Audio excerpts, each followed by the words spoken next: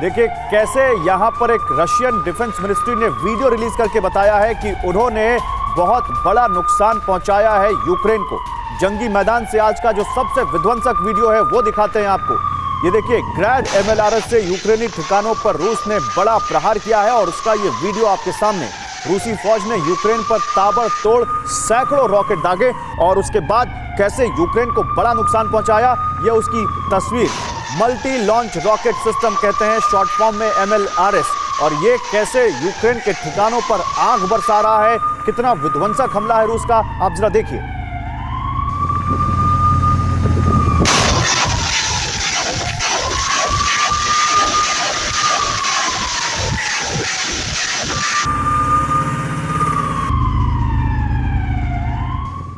और वॉरजोन से आ रही एक और बड़ी खबर जल्दी से आपके सामने रखते हैं, फिर दिखाते हैं आपको कैसे कीव ने एक बड़े अटैक की प्लानिंग की है। देखिए रूस पर जल्द अटैक कर सकता है यूक्रेन।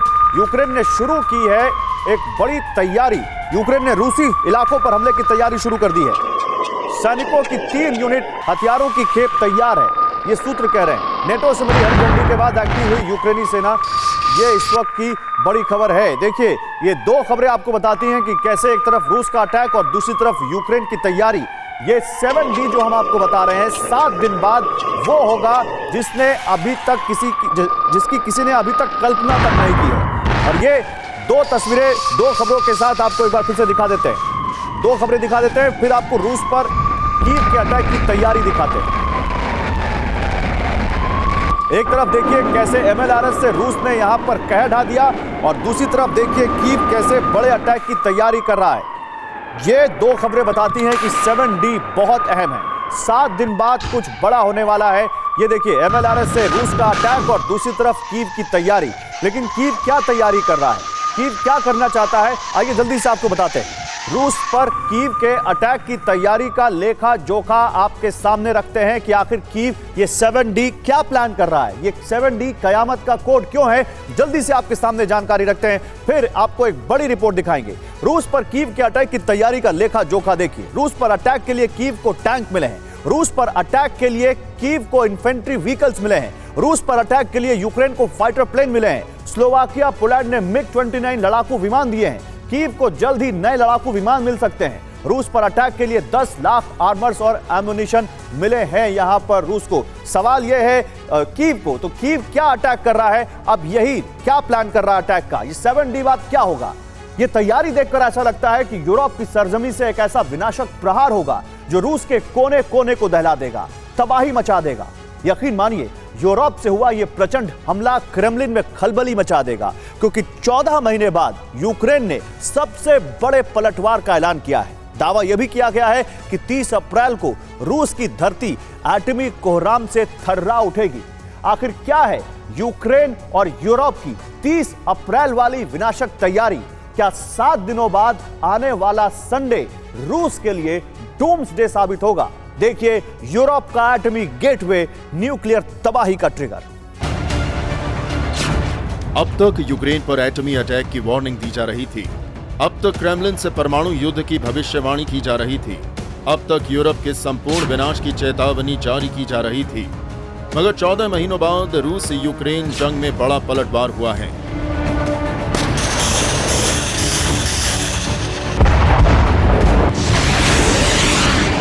चौदह महीनों बाद मॉस्को में खौफ ऑन एयर हुआ है, क्योंकि 14 महीनों से जारी जंग में पहली बार यूरोप की तरफ से फर्स्ट न्यूक्लियर अटैक का अलार्म बजा है।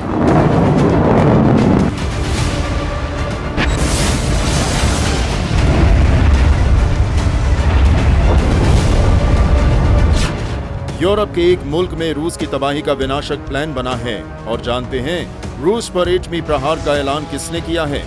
यूक्रेनी डिफेंस ने। दरअसल रूसी डिफेंस की तरफ से यह बयान सामने आया है कि रूस के खिलाफ काउंटर ऑफेंसिव के लिए यूक्रेनी सेना तैयार है। रूसी कब्जे वाले इलाकों को छुड़ाने के लिए अटैक किया जाएगा। रूस पर एटमी अटैक के लिए यूरोपीय जमीन का इस्तेमाल होगा। फ्रांस के न्यूक्लियर बेस पर नेटो काउंसिल की बैठक हुई है। फ्रांस के एटमी बेस पर परमाणु सबमरीन और आर्सेनल तैनात है। इसके अलावा बाकी यूरोपीय देशों ने एटमी वॉरहेड एक्टिव किए हैं। रूस के सरहदी इलाकों पर भी न्यूक्लियर स्ट्राइक की जा सकती है। 30 अप्रैल यही वो तारीख है जब फ्रांस के सैन्य अड्डे से रूस के इलाकों में ताबड़तोड़ हमले किए जाएंगे। इसी 30 अप्रैल को एक तरफ फ्रांस एटमी प्रहार से रूस में सनसनी मचाएगा,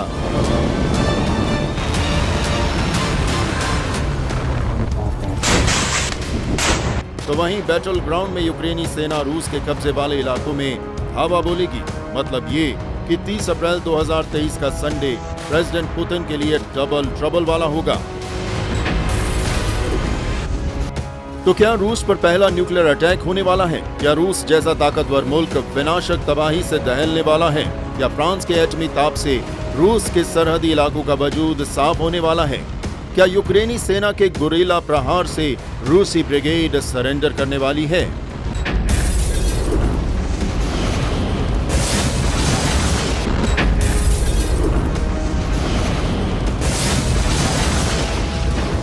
यकीन करना मुश्किल है कि अब तक जो यूरोप पुतिन के नाम से कांपता था, अब तक यूरोपीय देश में रूसी हथियारों का बहता था, अचानक ही उसने आक्रामक तेवर कैसे अख्तियार कर लिए? कैसे यूरोप ने बाजी पलटते हुए रूस पर ही एटमी धावा बोलने की तैयारी की, जबकि रूस जैसे महाबली के आगे यूरोपीय देशों की कुछ भी बिसात नहीं है।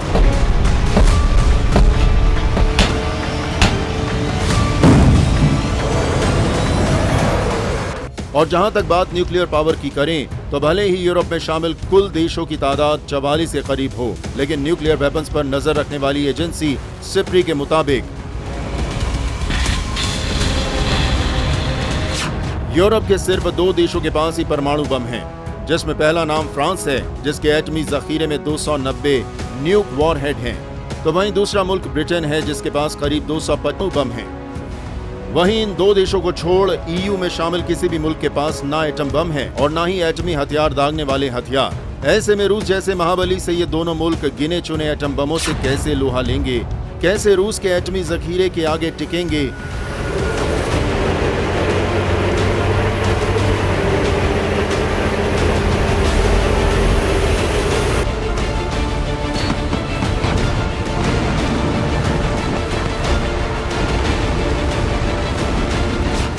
तो इस सवाल का जवाब है फ्रांस और यूरोप के बाकी देशों के साथ मजबूती से खड़ा अमेरिका, जिसे दुनिया सुपर पावर के नाम से जानती है। वैसे तो मौजूदा वक्त में दुनिया के तमाम मुल्कों के पास 13,000 से ज्यादा एटम बम हैं, जिसमें सबसे बड़ा हिस्सा रूस का है, लेकिन इसके बाद नंबर आता है महाशक्ति अमेरिका का, जिसके एटमी जखीरे में 5,428 न्यूक्लियर वॉरहेड हैं। इतने बड़े एटमी जखीरे के साथ बाइडेन जब चाहे जैसे चाहे किसी भी मुल्क को तबाह कर सकते हैं, और मामला सिर्फ तबाही तक ही नहीं बल्कि दुनिया के नक्शे से किसी भी देश का वजूद मिटा सकते हैं। लेकिन रूस को भी कमतर आंकना अमेरिका और नाटो के लिए बड़ी भूल होगी, क्योंकि अगर यूरोपीय देश और अमेरिका के परमाणु हथियारों को जोड़ भी दें तो इनकी तादाद रूस के एटमी जखीरे के बराबर नहीं हो पाएगी। आखिर कैसे, ये भी समझिए।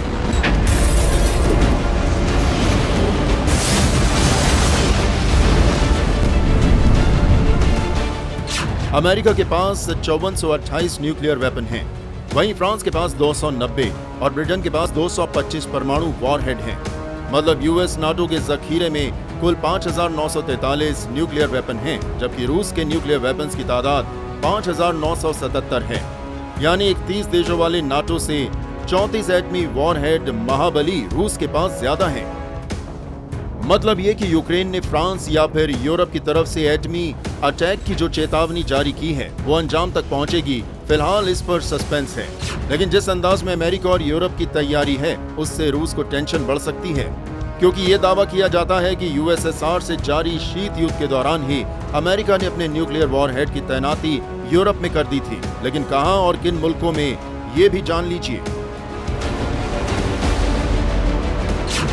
अमेरिका का पहला ठिकाना है बेल्जियम का क्लीन ब्रोगेल एयरबेस। यहां अमेरिका के B-61-3 नाम के 15 न्यूक्लियर बम तैनात किए हैं। इन्हें F-16 फाइटर जेट से लॉन्च किया जा सकता है। दूसरा ठिकाना है जर्मनी का बुशेल एयरबेस। यहां भी 15 B-61-3 न्यूक्लियर वॉरहेड तैनात किए गए हैं। इनको PA-200 टॉर्नेडो फाइटर जेट से लॉन्च किया जा सकता है। अमेरिका का तीसरा न्यूक्लियर ठिकाना है इटली का एवियानो एयरबेस। यहाँ 20 B-61-3 परमाणु बम रखे गए हैं। इनको F-16 फाइटर जेट से टारगेट पर दागा जा सकता है। चौथा ठिकाना है इटली का गेडी एयरबेस। यहाँ पर 15 B-61 nuclear warhead war ready हैं। इनको भी F-16 फाइटर जेट से लॉन्च किया जा सकता है। यूरोप में 5वां न्यूक्लियर ठिकाना है नीदरलैंड्स का वॉलकेल एयरबेस। यहाँ भी 15 B-61 न्यूक्लियर बम रखे गए हैं। ये भी F-16 फाइटर जेट से दागे जा सकते हैं। अमेरिका का 6वां न्यूक्लियर बेस है तुर्की का इनसर्लिक एयरबेस। यहाँ 20 B-61 न्यूक्लियर वॉरहेड तैयार रखे गए हैं। ये भी F-16 फाइटर जेट से लॉन्च किए जा सकते हैं। इस तरह अमेरिका ने फ्रांस और ब्रिटेन को छोड़ यूरोप के 6 देशों में करीब 100 न्यूक्लियर वॉरहेड तैनात कर रखे हैं, जो किसी भी वक्त रूस के अलग अलग शहरों को निशाना बना सकते हैं, उन्हें तबाह कर सकते हैं।